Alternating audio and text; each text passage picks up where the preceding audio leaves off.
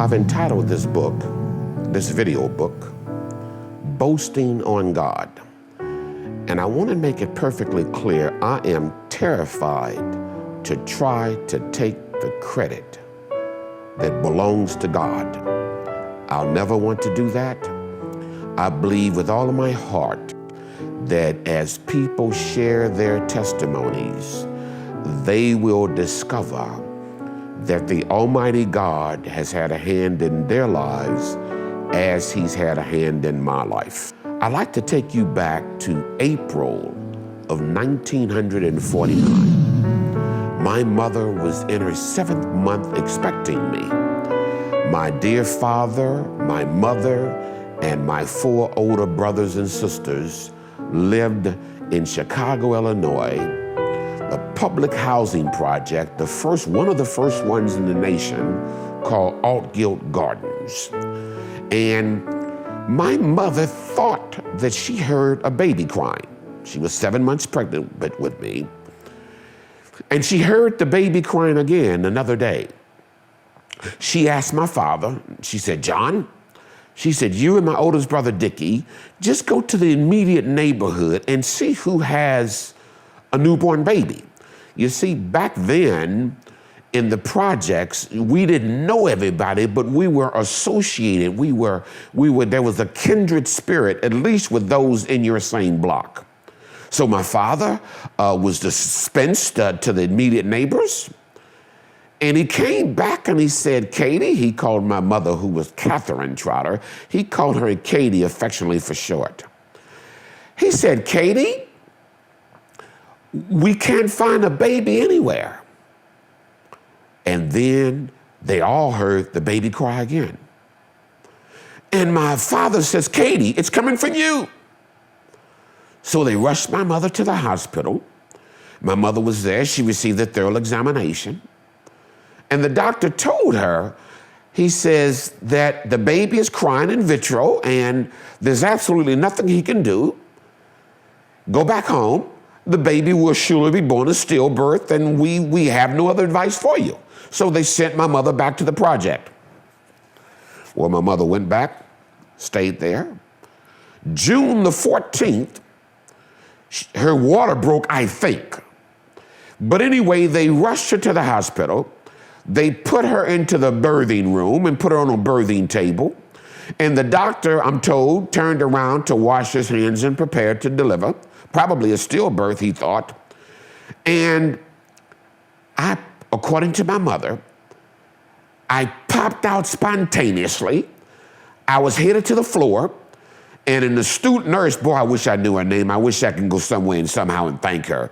But an astute nurse saw the entire process, and I'm told she dove like a football player would and scooped me up before I crashed to the floor.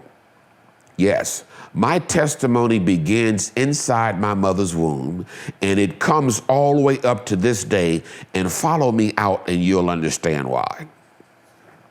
As a very, very small child living in Chicago, Illinois, the housing project, there were some bizarre things that I can recollect. First and foremost, I had a speech impediment. My speech was so poorly, I instead of saying S words, I would say T words. Like instead of saying school, I would say tool. Instead of saying stove, I would say tove. And then I studied so badly in the interim that if my dear mother and father could have afforded it, they would have probably locked me away in an institution. And I grew up in that environment. I remember when I was 5 years old, I had a pet bee, and he was my favorite friend. And one day he stung me and betrayed me. I remember as a 6-year-old, I was a first grader at a school right there in Chicago called Carver Elementary School. They had just built that school. And Carver Elementary School was a few blocks away. And because the environment was so bad, keep in mind now, I'm talking about 1956. In 1956, warfare was so significant in the projects, when you got out of school, when the school bell rung, you ran from the schoolhouse to your front door to keep from being beat up and or abused.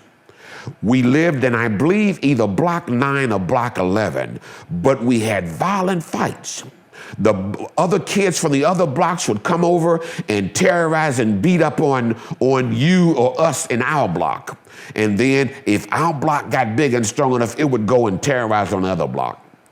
I remember as a first grader, we would stand on the railroad track. This is our entertainment. We would stand on the railroad track with a garbage can lid, and you would pick up a rock and you would try to hit me with it with all your might, and I would block it with the garbage can. And then I would pick up a rock and try to bust your skull open, and then you would block it with the garbage can.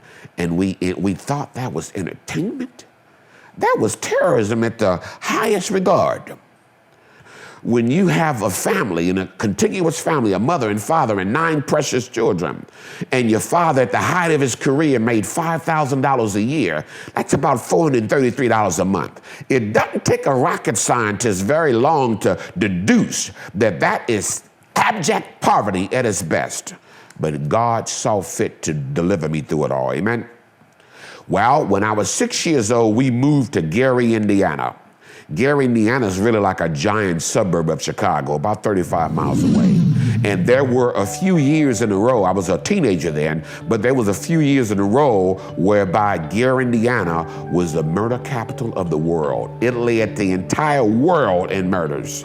And God saw fit to deliver me through all of that. But I tell you what, growing up in that kind of poverty, I became a chief thief and a chief liar. Now let me reiterate the fact, I'm not boasting on any of this.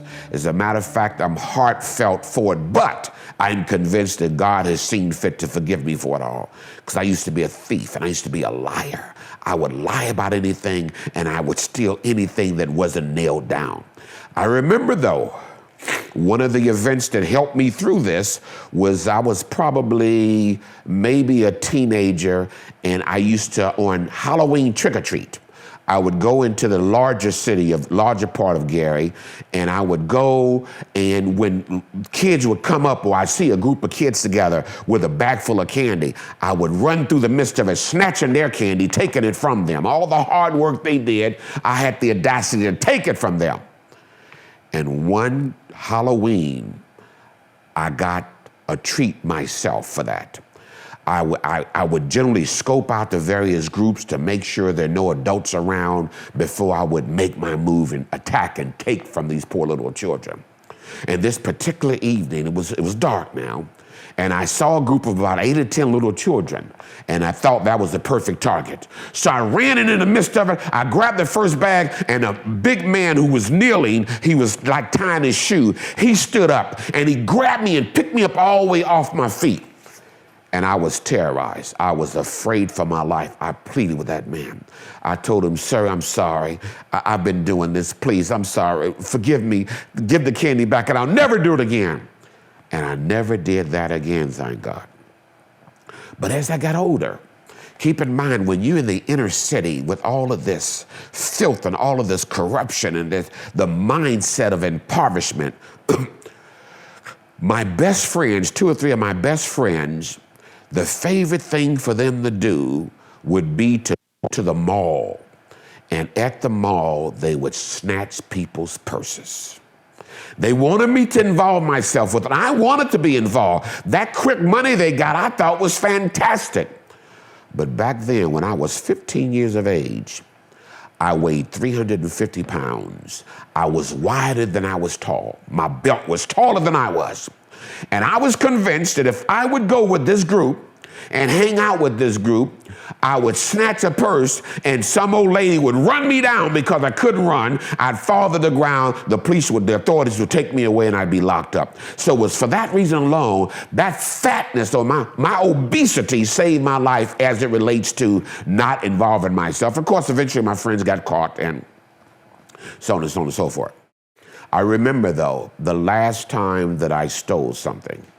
I was about 15 or 16, and my father had disciplined me, and I thank God to this very day that the God of heaven put John Dale Trotter in my life as a father, because I had many friends that didn't have a father figure, and they went on to continue to steal. And if I would go and visit them in Gary today, many of them I have to go to the cemetery and visit them there, or many of them were in prison. But the last stealing episode I had, and there were many in the interim, but the last one that I had, the Crown Point police, we were stealing tires in a junkyard, and they caught us. And the police brought us home. He took my friend home first, and we went with him. And he didn't have a father figure at home, and he had 12 or 13 brothers and sisters. And his mother said, "Boy, don't do that. Get out of here." And he left. Well, he ran down to my house because he knew my father was going to do more than that. So when the police pulled up to my yard, all the neighborhood gathered around. They came because they knew some big event was going to happen. And when the police let me out of the car, and my father grabbed my arm and began to pull me, I got a glimpse of what was going to happen, and I pleaded with the cops to take me to jail. Now, I didn't know what I was doing, because now, later on, I understand now, because I worked in the prison in the medical department. I'm going to tell you about that in a little bit. But my father saved me. He saved me because he knew that if I'd have been thrown in prison at that young and tender age, as obese as I was, when I first got to prison, there would have been a big fight. And that fight would have been between the strongest inmates to see who was going to rape and abuse me first. That's what would have happened. So my father could not. My father said, "I've got to put the fear of me and the fear of God in my son Monroe, or we'll lose him for a lifetime." So when they pulled me out, when my father pulled me out of the car, he was pulling me toward the house, and he was looking on the ground as he was pulling me, and he found the 2x4. Now, my father was a very strong disciplinarian, but he always made you kneel, and he always hit you on your rear end, nowhere else. He didn't fight and beat you, but on your rear end. But he found the 2x4, and he beat me to the point where I concluded that if this happens again, he'll kill me. And when I made that conclusion, all thieving stopped. Well, later on in my formative years, 15, 16, 17 years of age, I hated school. I did school as often as I could. If I was at school, I wouldn't go to classes. If I was on this way to school, I would turn around and go home. And I had two favorite subjects. My favorite subject was art, and that's like putting shelves together and building woodwork, and algebra and advanced algebra. Those are my two favorite subjects. The rest of them, I didn't understand why we had to study history. I thought English was dumb. I was a very, very poor student, but I was an expert at the abstractness of algebra. And I remember my teacher, Mr. Sneed, a little short, I believe he was a German Jew. Loved to teach. And this particular day, some of my classmates said, "Hey, Monroe, you coming to algebra class today? We're having a test." I was 11th grader, by the way. "We're having a test in algebra today." Well, I couldn't refuse the challenge of an examination. I said, "Yes, I'll be there." So it was the last period of the day, the 7th period of the day.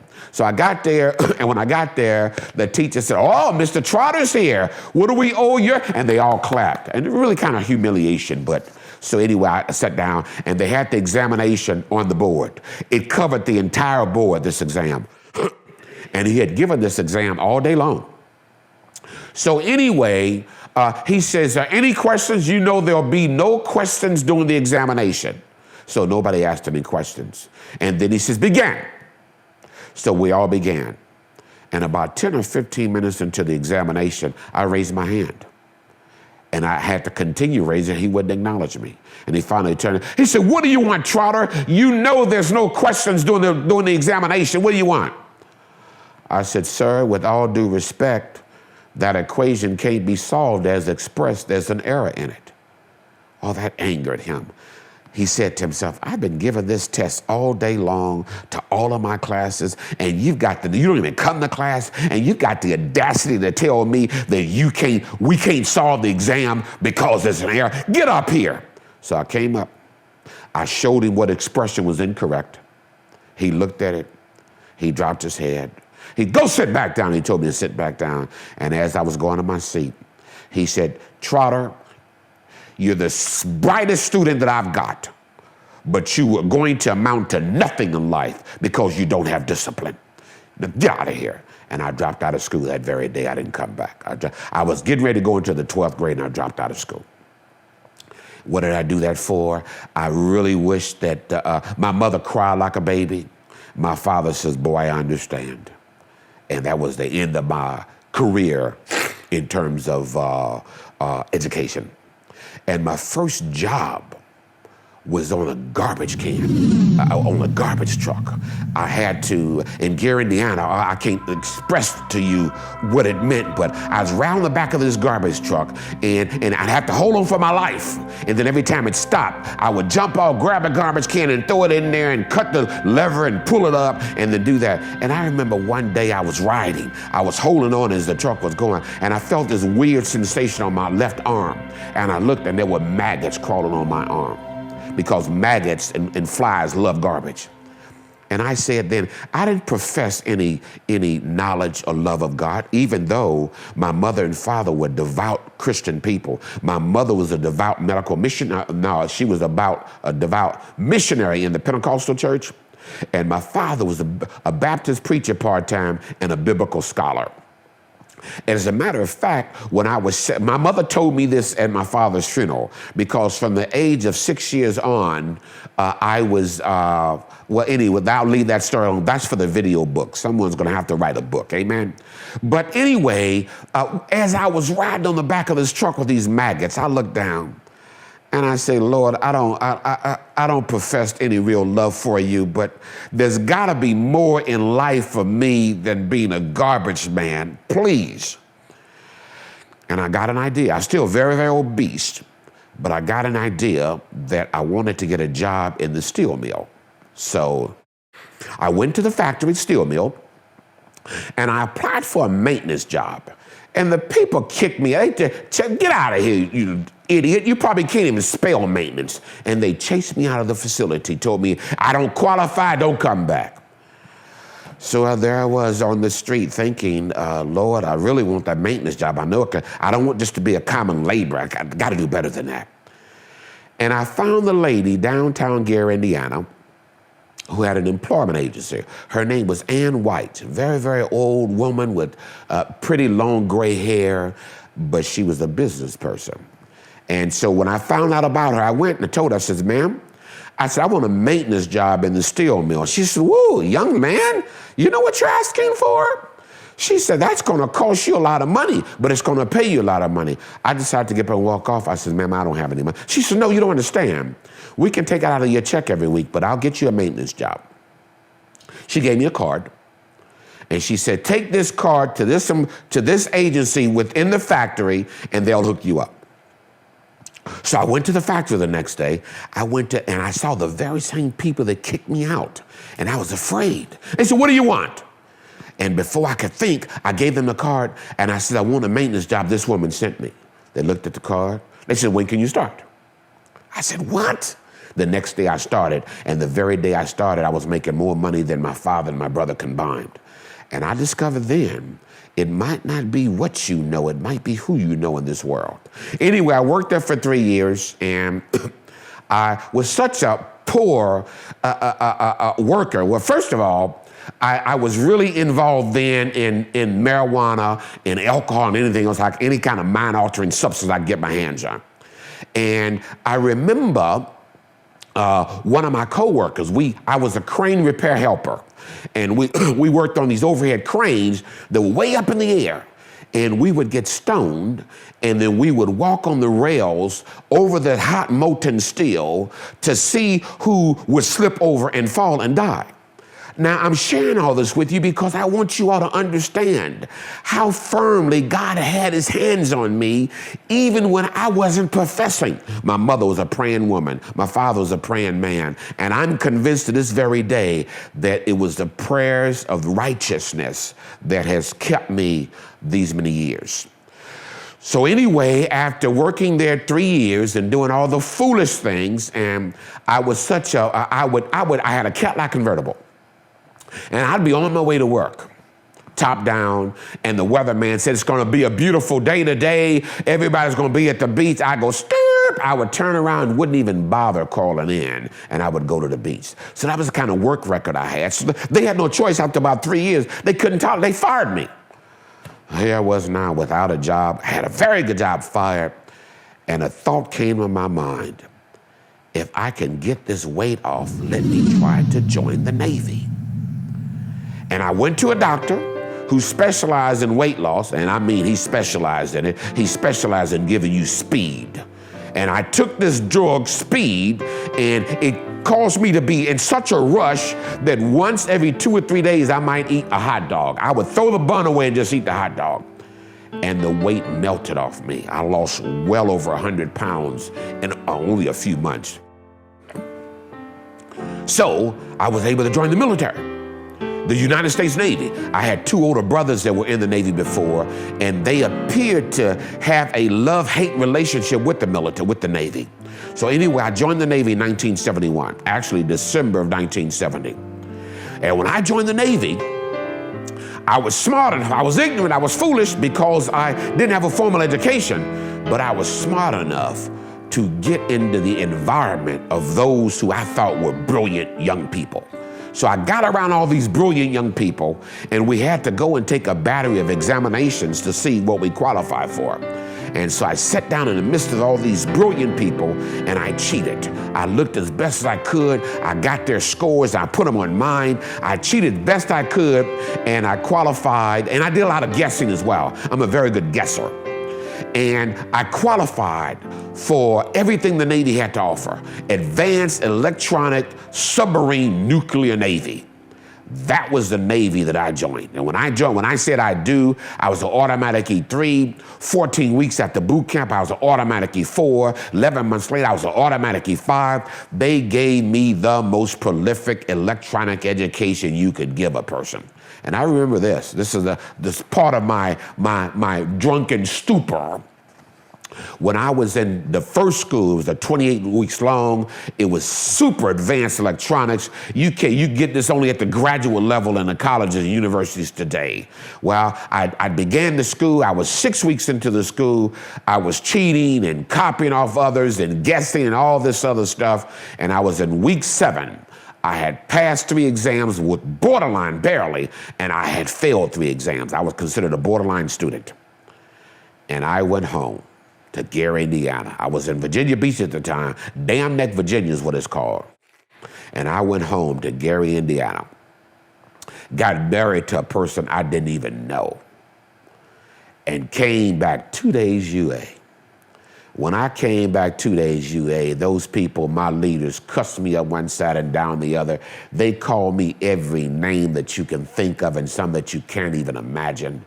And then they told me, you go back to your little apartment, wherever you're living at right now. You tell that slut wife of yours for her to pack up and go back to Gary, Indiana. That's where she belongs, and we're gonna send you out to the fleet as a janitor. Your kind doesn't belong here. So I went back to my little 1-room apartment in Virginia Beach, Virginia. And my wife and I cried all night long to about 3 in the morning. And at about 3 in the morning, she stopped crying and she started unpacking. I said, what are you doing? What are we talking about?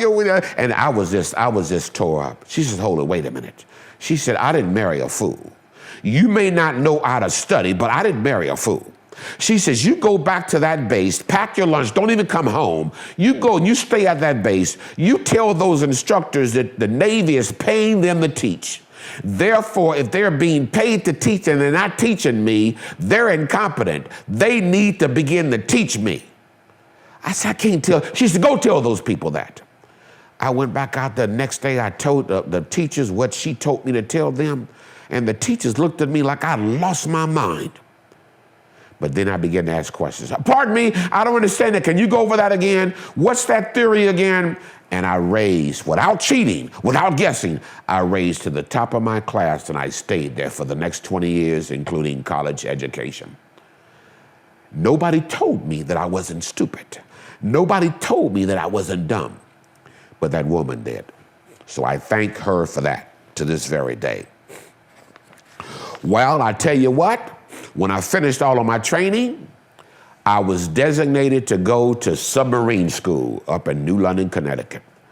When I got there, it dawned on me that I was headed for submarines. They had spent tens of thousands, over $1 million total, but tens of thousands of dollars educating me in electronics, and I tried to back out at the very last moment.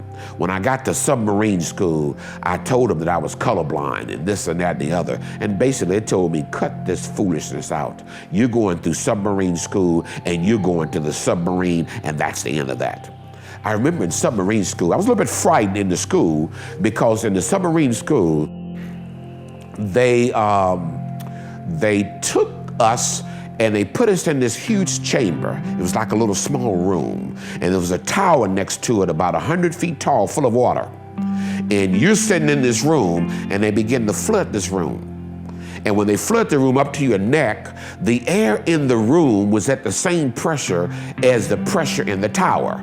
I believe the pressure of water is 100 PSI for every 100 feet that you go. So if you're at 100 feet, it's 44 PSI. If you go down 1,000 feet in the water, it's 440 PSI. That's pounds per square inch. That's a lot of pressure.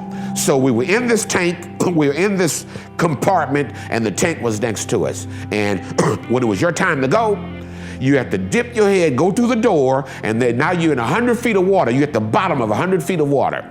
And then they hit you like this, and you let go. When you let go, you put your hands over your head. Keep in mind, this was teaching us how to escape out of a submarine. The fallacy was submarines operate in water so deep.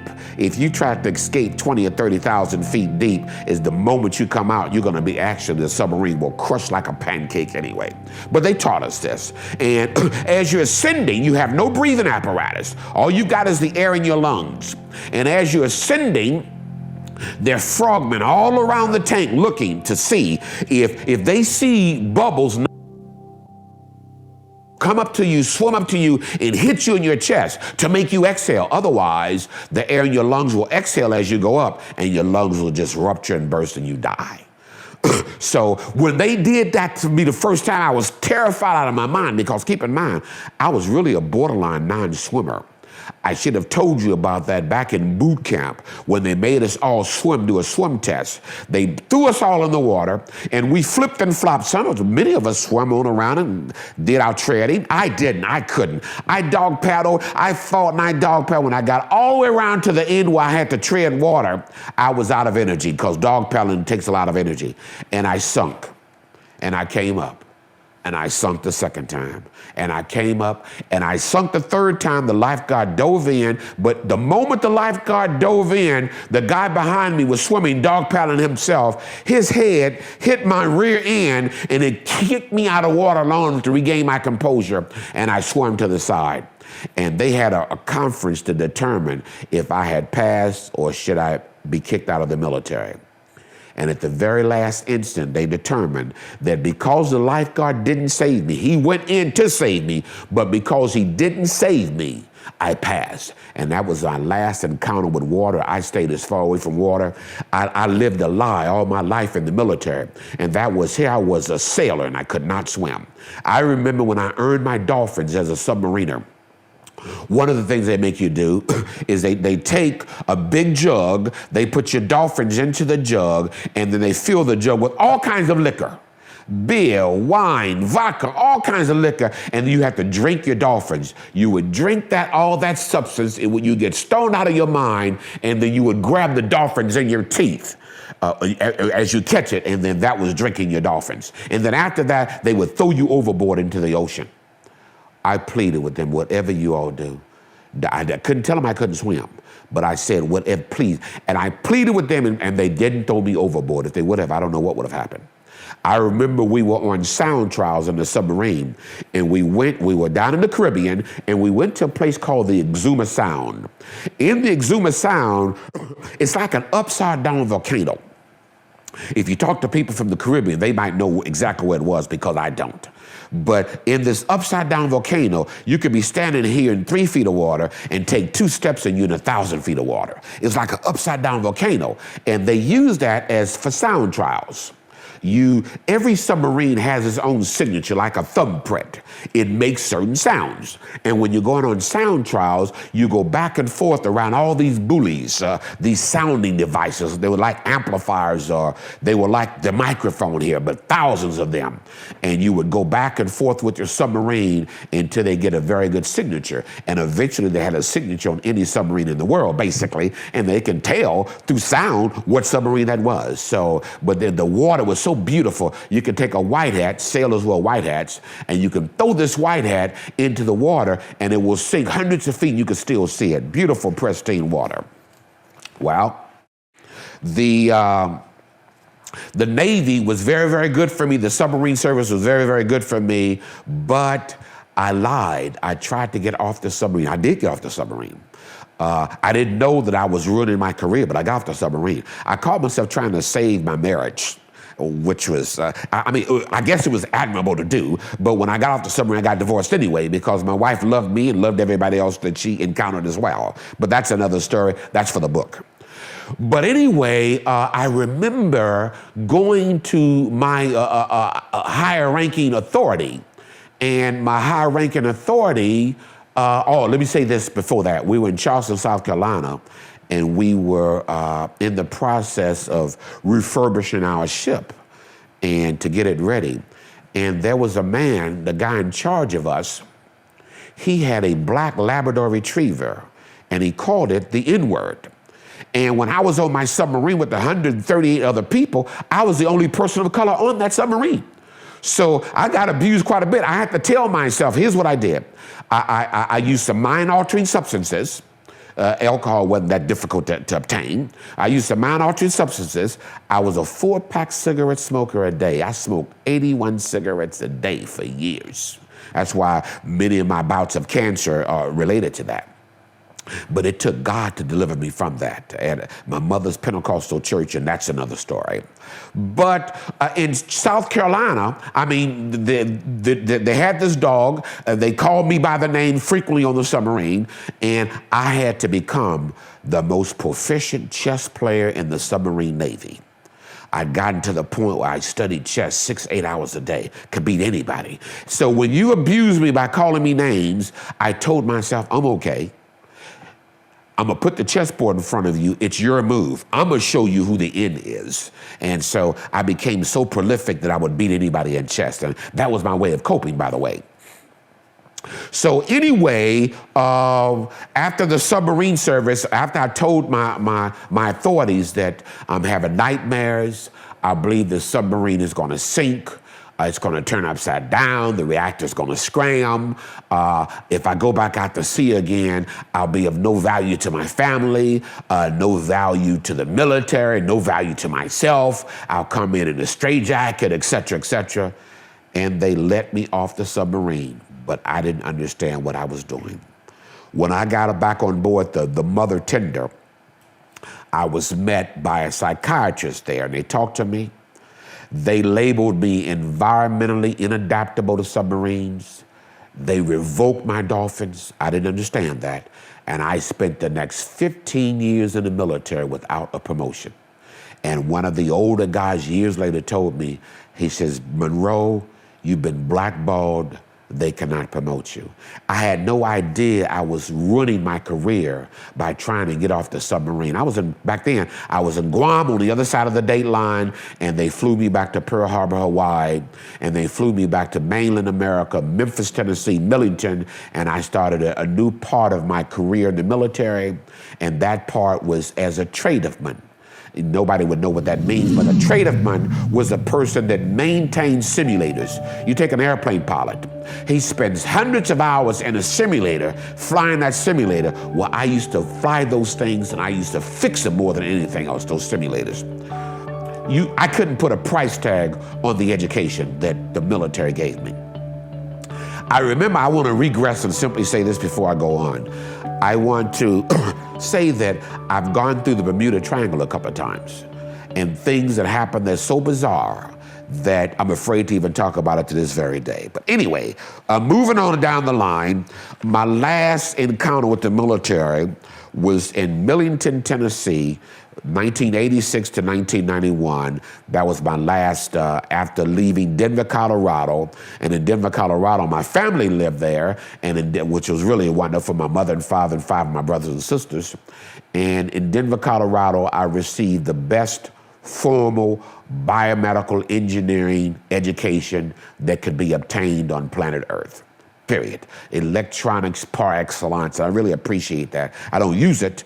I do have a passion to teach vocational educational processes to adults, but that's not part of my ministry right now, and I may not have time to do that, but the electronics is still in my mind. So when I finished my career in Memphis, I was discharged in 1991. I retired after 20 years. And the first job I acquired, as I was a medic, keep in mind, that's very important. I want to stress that it's very important, because medics in the Navy, those are the same medics that were in Vietnam. And those medics that are in Vietnam, they call them combat docs or combat medics. Those medics that were in Vietnam were so profound that many of them, to save their Marines, they would find a wounded Marine, split his chest cavity open, and do a cardiac massage right on the battlefield to save their Marines. And I've got some literature that support the power of a combat medic. And as we go forward in this presentation, you'll see that God has commissioned me to make today combat medical missionary medics. And that's what the ministry I'm involved in is doing right now. But anyway, when I left the military, I found out that they were hiring medics in the prison system as PAs and working them as PAs. And I worked for the next 6 years in a prison, treating thousands of inmates with allopathic medicine. For a while, I was giving out tuberculosis medications that was due to drug-resistant tuberculosis strains, and AIDS medicines I was passing on like Halloween trick-or-treat. But I tell you what, throughout my experience, that was the first job I loved and I hated. I loved it because of the respect. And I've had inmates come up to me and they call me Doc Trotter. They say, Doc Trotter, if we ever riot and tore this place up, you'd be the only one we saved. And that gave me comfort. You see, because I treated inmates like if it wasn't for a miracle of God, I would be behind bars. All my colleagues would holler and scream and cuss them out and all this. I treated them with respect. I treated them with dignity. When you came into my clinic after hours with tooth pain, I would set you at the dental chair and put my mask on and get my magnifiers out and go in and clean the tooth off and put clove oil down and give you something for pain. When you left there, Doc Trotter was your friend. Let me tell you something as well. In the prison system, everybody is conflicting with everybody. The blacks fighting the whites fighting the blacks, everybody's fighting the Hispanics. Everybody has a problem with security and with the guards and with mental health. Everybody had a problem with everybody. But everybody felt that medical was their haven. Medical was a place where they could go, they could be cared for. So I enjoy that. What I didn't enjoy was when they had fights. Medical, we had to respond right away to the fights. And in the prison system, there's only a few things that will promote a fight. They always fought over sex, they fought over drugs, they fought over the telephone, and they fought over control of the TV, and they fought over, they call them guidons, or when you got to go to the commissary to buy you some candy or something, they fought over that. And when they fought, there's some bloody battles, but generally speaking, when you have a fight and someone is dominant over you, you acquiesce, you bow down, he leaves you alone. When I saw some of the homosexual communities back then, when they fought to hurt. They sharpened their nails. They fought to do harm. And I was always afraid so badly of AIDS and being stuck with the needle and all these kinds of things. So I worked on that job for 6 years. And that was the first job that I loved and I really hated. Well, my daughters were in the private school system at the time, and we had to abruptly move. There were some things going on in the school system we weren't comfortable with, and my dear wife and I, we abruptly moved from Memphis to Chattanooga. When we got to Chattanooga, I had discovered that I was dealing with this issue with my daughter's foot. She had some kind of sore on the top of her foot that just kept growing. It was ate through the layers of skin, and I couldn't manage it. I took her to a couple of doctors in Memphis, and they gave me a cream and this, and it didn't really work that well. Paid $90 for this cream, and one doctor said, okay, we're going to put her on this drug. I said, oh, no, we're not, doc. I said, if we put on this drug, it develops a toxic level in the liver. You have to do liver function tests. Well, the medical community didn't like me talking to them that way. You're not a medical doctor. What are we going to do? I said, no, we're not. So anyway, we abruptly moved. When we moved, we got them involved in a new school system there in Collegedale area of Tennessee. And it dawned on me one day, my daughter, what are we going to do with her foot? And I remember a little old lady when we lived in Memphis, Tennessee in school. This little old lady told me one day that she had a great encounter in Georgia with a place called Wildwood Hospital and Lifestyle Center. And that's all she mentioned, that was it. So anyway, when I was trying to deal with my daughter and her foot problem, God put Wildwood Hospital and Lifestyle Center in my mind. So I went out there and I saw a Dr. Scott Grievous. Boy, you're talking about a man who loves God. You're talking about a man who's proficient. You're talking about a man who knows and loves how to pray. You're talking about a powerful man of God and a medical doctor. He looked at her foot. He fell to his knees. I've never seen this before. He fell to his knees. He began to talk to God.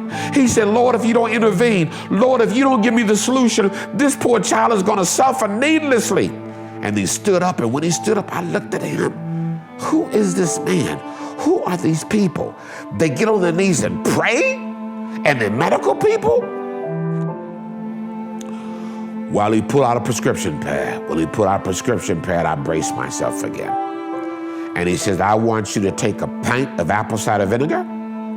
I want you to take an ounce of myrrh, an ounce of chamomile, and an ounce of calendula. I want you to mix that up, let it sit for 3 or 4 days, and I want you to begin to anoint that spot 3 times a day with prayer for 30 days, and then come back in 30 days. After the 3rd day, the spot was gone. I went back out to that Wildwood Hospital and Lifestyle Center. I said, who are you people? What are you all doing? What's all of this about? And I went through their training program. I've been affiliated with them. That was 1998. They hooked me up. It's a godly institution with some godly people. They taught me anatomy and physiology. They taught me about the herbal kingdom. They taught me about hydrotherapy and massage therapy and charcoal therapy and how to use poultices and all of these things.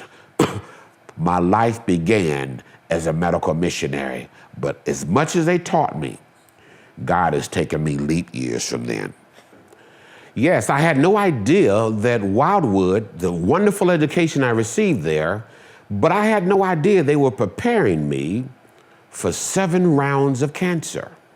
Yes, I left there in 1998, and in 2001, 2002, I had this lump on the top of my head.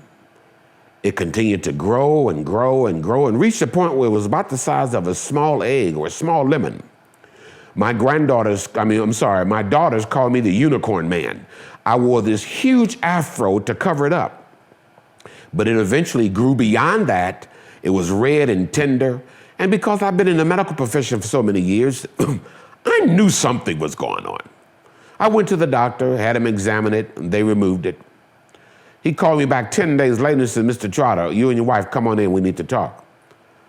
I said, "What?" He said, "Come on in, we need to talk." I said, "I don't have time to come right now. The wife's not here and I'm doing some other stuff. Just tell me, was it cancer, yes or no?" He said, "I can't tell over the telephone. Come on in, let's talk." I said, "Doc, I probably treated more people than you have." Well, medical people don't like being talked to that way by somebody don't have MD initials behind their name. So he saw that I was getting smart with him. He got smart with me. "Yes, it's cancer, and we didn't get it all. We need to go deeper. Come on in." So I got my wife, we came in. And when we came in, he explained that they were unable to define the margins, which meant they left pieces of the cancer in the scalp. And he pleaded with me to go to see a specialist. Well, I wasn't remotely interested in going to see anybody else, but he and my wife insisted, and I went. I went on the 7th floor of this building downtown Chattanooga. To this very day, I don't know where it was, but I know it was downtown Chattanooga. I was high up on one of the floors. They put me in this room. They had me take off all my clothes, put on this paper robe, and I sat there for 2 hours. Well, this doctor finally comes in. I don't even know his name. He was dressed to the T, probably had $100 cufflinks on, $800 suit. He was dressed as sharp as I've ever seen in my life. And he had a whole group of people with him, a whole entourage of people. They all came in. He talked with them. He said this. He said, he didn't even acknowledge my existence in that room. Then he finally turns to me, touches me behind my ear, and he tells the group, he said, it hadn't gotten into his lymph node yet. We can save him. Oh, I thank God I was a Christian then, because I would have went off. He can save me. I would have asked, what do you mean? Who do you think you are? But I didn't. I asked him a series of questions. I say, Doc, are you going to be able to do whatever you got to do locally or in the hospital? He said, depends. I said, Doc, are you going to be able to knock me out, or can you do it locally? He said, it depends. I asked him a couple more questions. He said, depends. I said, depend on what? He said, depend on your insurance. I got up, put my clothes on, and ran out of there, never to see him again. Well, when I got home, this area that they removed the growth from, it began to scab over and bleed. Scab over and bleed. And anybody that has ever been in the medical profession, they understand when you have a wound that scabs over and bleeds, that is always active cancer. And God directed me to a book. It's called Cancer Salves. I don't know the author of the book. When you get my DVD, I have a video book on Divine Healing Boot Camp. Get that. It talks all about this cancer stuff in detail. If you got anyone, if you have a loved one, yourself, you know someone, or you just want to avoid cancer, get that DVD, Divine Healing Boot Camp. It is a roadmap to wellness for cancer. Get it? You can call, order it, you can get it online or something. But anyway, that wound kept bleeding and scabbing, and this book taught me how to make a cancer salve. That cancer salve has bloodroot and some other herbs in it. I think I put a little bentonite clay in it. I think I put a little charcoal in it. I think I put a little white willow bark for the pain. I put a lot of stuff in it, but it centers around this one bloodroot, which is the main ingredient, the main herb. And I began to apply that based upon the instructions. I would put that on at night in a poultice right on the spot, and I put a stocking cap on to hold it in its place. And in the morning, I would take it off and let it air out all day long. And after a few days, I began to scrape this substance off of my head, that spot. It looked like a scab, but it was rubbery. It had a horrible odor to it. In the book, it's called an Eskar, E-S-K-A-R. Well, I would scrape that off, and then the next day apply, then scrape it off, apply, scrape it off, apply. In 30 days, I would scrape it off and apply another poultice. I didn't know, but what that was dead cancer tissue, necrotic cancer tissue that was being killed by this substance, and then my scalp was spewing it out like a blackhead or a zit. And after 30 days, no more eschar, no more odor, no more scabbing and bleeding, and to this day, my hair grew back. Praise the Lord, amen? That was 12 years ago. But when you're resolving the cancer issue in the body, you need to understand that it's always bloodborne, it's always all over the body, and it has to be treated holistically from head to toe. I didn't understand that. I didn't know that. I went around declaring that God had healed me, I was clean, and then several bouts of skin cancer surfaced, and that I was able to use another cell because I lost that cell, lost the formula. And I remember that I was out at in Hickson, Tennessee, at this little herb store / natural remedy store. And I was looking around and just kind of browsing. And the old man that operates the store, he said, "Sonny, can I help you?" I said, "No, I'm just browsing around." This was years ago. He said, let me show you some pictures. I said, who was he to show me? Well, he took me to the counter. He showed me some pictures of himself years ago when he had 17 cancers on his back, and how he used this salve called a Casema Salve, how he used it. All 17 cancers fell off. He used vitamin A and vitamin E oil. He anointed those spots so they healed up. And he showed me that, and I thought nothing of it, but I was impressed. Well, years later, when these spots started showing up on various parts of my body, I ran to him and told him I need the cream.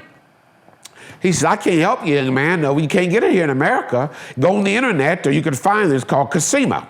So I went on the internet and I called the people. They said, we got it. We can sell it to you. $75 for a very small tube. And here's what they told me. They said, but mister, you're wasting your money if you don't have cancer.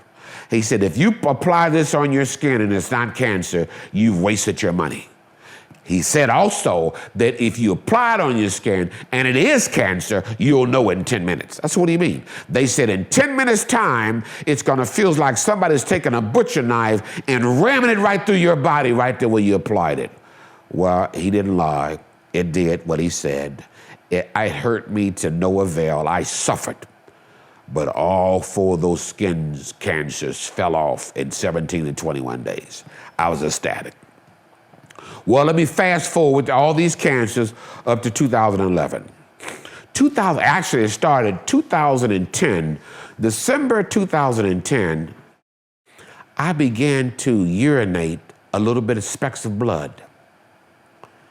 And it got worse and worse and worse, and pretty soon I would urinate and the toilet would be full of blood. My wife pleaded with me, Monroe, go in to be seen, go in to be seen. Well, part of me was fearful. I've been in the medical community. I understood, and I thought that God's going to heal me. I put God in a headlock. I said, God, you're going to heal me a certain way, and that's the way some medical missionaries, I call them rogue medical missionaries, they said, stay away from the doctors, stay away from the nurses, stay away from the drugs, it's pharmakeia, it's witchery, stay away from all of that. So I said, God, you're going to heal me this way, and that's the end of it. Well, it almost cost me my life. I bled for about 10 months.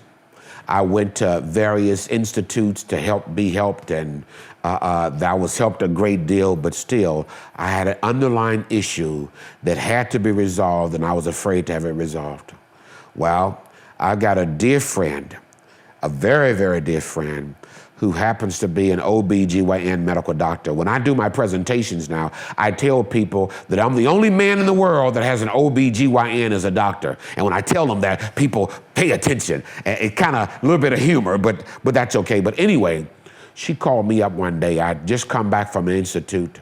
I suffered so badly. That night was the worst night of my life. It was the Saturday night. It was the worst night I had in my life. And as I was trying to fall asleep, and keep in mind, I couldn't sleep now. I would wake up all night long, every 15 minutes, and go and urinate blood. Every 15 minutes, urinate blood. Got to the point where I had to stagger to the bathroom just to urinate more blood. And this particular night, I was laying there in bed, and I pleaded with God. I said, Lord, I've got adequate health care insurance. I can't suffer this anymore. Please let me go to sleep. Let me go into a coma and die. You promised that you would not allow me to have any more than I can handle. And dear Heavenly Father, I can't handle it anymore. Please. So I went to sleep. I slept a little bit longer than I normally do, but my wife woke me up. There was a telephone call. And it was my dear friend on the phone. I can't call her name because she said, don't tell people her name, but I love her and her dear husband to death to this very day. And if they ever see this DVD, I hope they understand that. She called me up and she said, they always call me Elder Trotter. She said, Elder Trotter, I just pulled over to the side of the road. You're on my mind and my heart. My dear husband and I, we know that you're suffering. We don't want to see you suffer no more. If I make all of the arrangements for you to go see a physician, if I handle all the logistics, would you go for me? Well, when somebody loves you that much and they care that much for you, you can't say no to that. I said I would go.